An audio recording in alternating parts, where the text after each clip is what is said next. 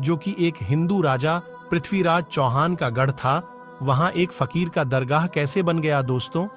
अजमेर में उस वक्त एक मंदिर हुआ करता था जो अजमेर का सबसे बड़ा मंदिर हुआ करता था, और वह मंदिर सिर्फ राजाओं और रानियों की पूजा के लिए खास हुआ करता था।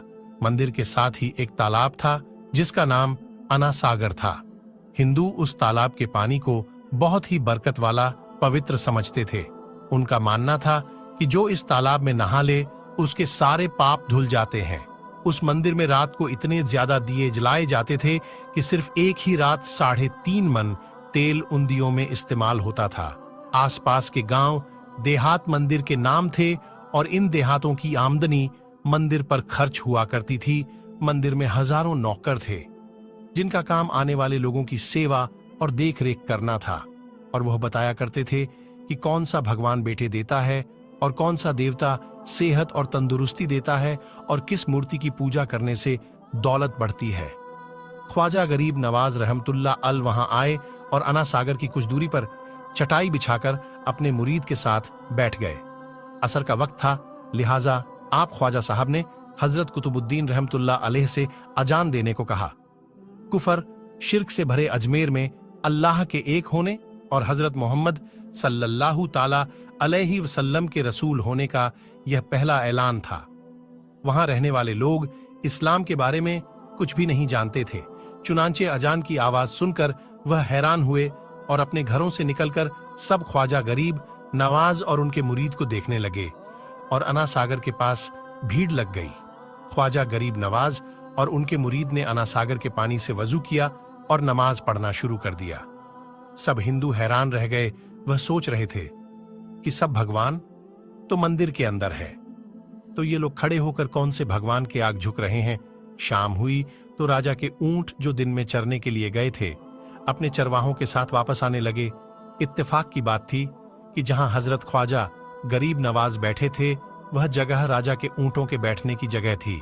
चरवाहों ने बाबा साहब से कहा कि ओ बाबा साहेब, यहां से उठिए क्योंकि यह जगह राजा के ऊंटों के बैठने की जगह है।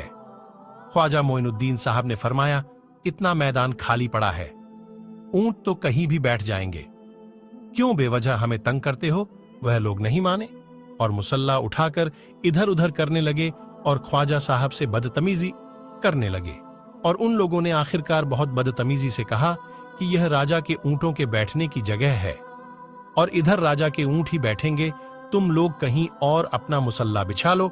आखिरकार आप ख्वाजा साहब ने उठते हुए हजरत कुतुबुद्दीन से फरमाया, उठो कुतुबुद्दीन, ये कह रहे हैं कि ये ऊंटों के बैठने की जगह है, तो चलो मैं कहता हूं अब यहां सिर्फ ऊंट ही बैठेंगे। यह कहकर आप ख्वाजा साहब अपने साथियों समेत वहां से उठ गए, और अगली सुबह जब ऊंटों को चराने के लिए ले जाने का वक्त आया और चरवाहों ने ऊंटों को उठाना चाहा तो उन्हें पता चला कि ऊंट उठ ही नहीं पा रहे हैं। उन्होंने ऊंटों को मार मार कर जबरदस्ती उठाना चाहा, लेकिन वह बैठे ही रहे। चरवाहे परेशान हो गए कि जो ऊंट उनके एक इशारे पर उठ खड़े होते थे आज क्यों नहीं उठ रहे हैं। आखिरकार उन्हें याद आया कि कल उस बाबा ने कहा था कि चलो अब यहां ऊंट ही बैठे रहेंगे। लोग जमा होने शुरू हो गए। कोई कह रहा था कि फकीर कोई बड़ा जादूगर है, किसी का मानना था कि वह कोई भगवान का नया अवतार है।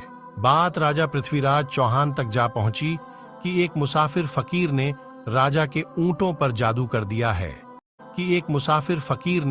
राजा के ऊंटों पर जादू कर दिया है।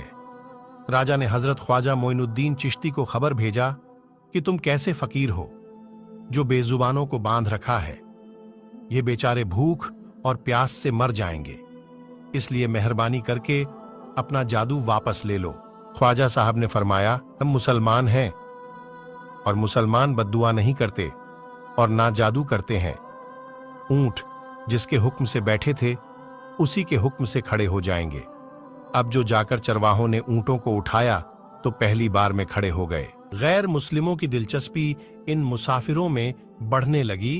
अब 5 वक्त की अजान होती और नमाज अदा की जाती।